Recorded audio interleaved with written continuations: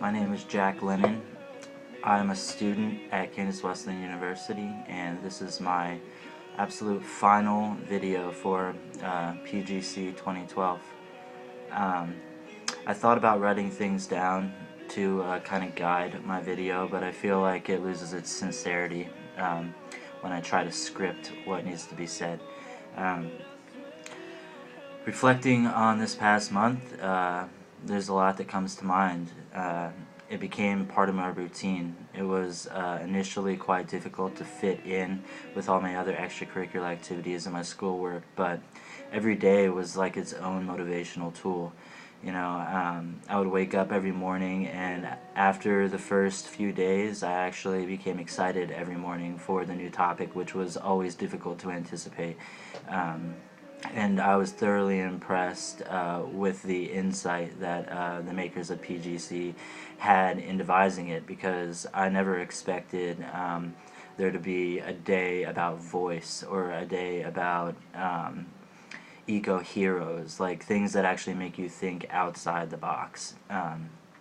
Because I think that's exceedingly important, you know, the ability to use your knowledge, educate others, and devise opinions and be able to back them up.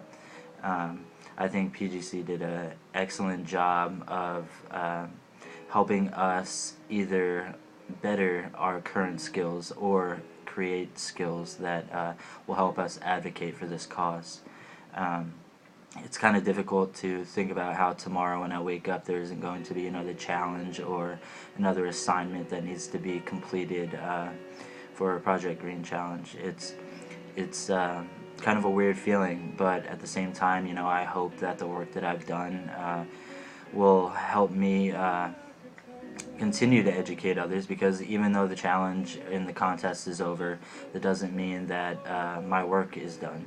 I will surely carry the knowledge that I've gained over these past 30 days and continue to make changes in my life. You know, they've started off small and they're gradually increasing, and I'm reaching more people through a lot of different media outlets here in Salina, on campus and off.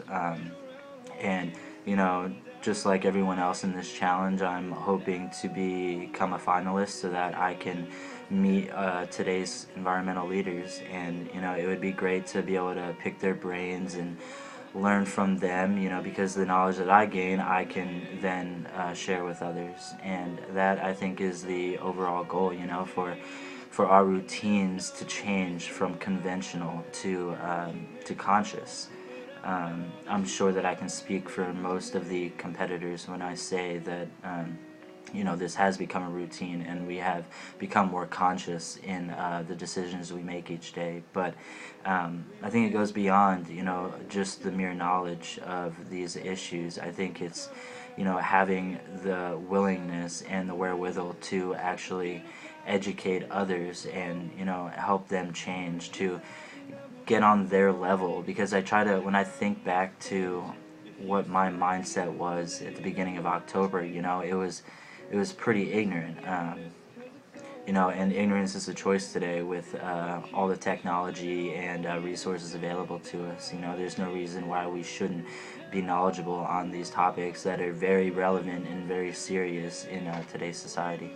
So I definitely think that, you know, having the skills and willingness to share this knowledge and to get followers, you know, to get people who cherish these same ideals as we do and strive for a better world, because, you know, someday our children will be the leaders of this world, and we don't want to leave it in as poor a condition as it is right now.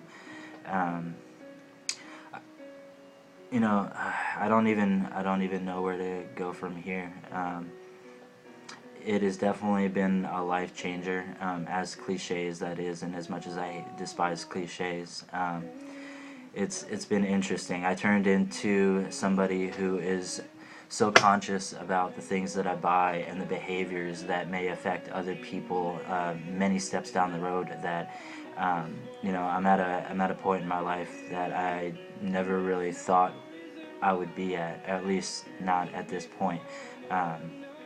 You know, when I'm at the store, I look for labels. I I think about, all these fine print ingredients that may or may not be certified by the FDA or USDA, or whatever the case may be.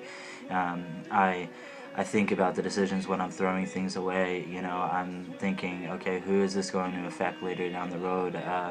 When I dispose of this TV, what country is it going to be shipped off to, and where are they going to be breaking down these things and breathing in these chemicals? And it's a mindfulness that is very rare in today's society. Not necessarily in the psychology realm, because I do know quite a bit about the mindfulness training that we teach patients and clients. But when it comes to environmental issues, it's almost esoteric. It only appeals to a certain group of people, but that's I think what needs to change. We need to advocate to an extent to where everybody feels responsible for the current state of our environment, because everybody is partially responsible, because the decisions they make affect other people, whether or not it's in or out of sight. And so, as I've said in previous videos, it's all about changing those norms. Making people feel like they are having an impact in the world, and that in itself usually initiates change. But if people learn to take responsibility for their small behaviors that are very well having an impact on somebody somewhere, then that's when they start thinking about changing those behaviors. And I'm beyond that point now. I am fully aware, because of PGC, of the decisions that I make, and I think that is great. But it goes much further than that. I need to continue to use that knowledge and share it.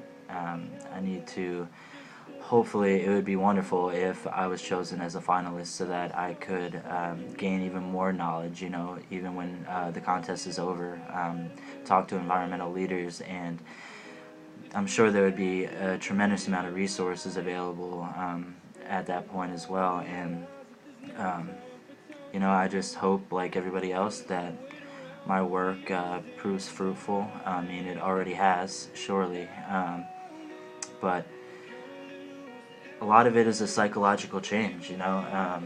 Without the psychological part of it, it's just physical practices, and who's willing to change physical practices that may be less convenient if there's nothing psychologically going on or changing in that aspect. It's all about the norms and what we're expected to do, the roles we're expected to fill, and taking responsibility for those small things that we may not ever give a second thought to, but are truly affecting our world. And I think that's the heart of PGC, understanding that ripple effect. One of the last challenge themes that we had, understanding that small things, just throwing things away instead of donating them, all of those things have an impact somewhere. And it is up to us, because if we're not going to do it, then who is?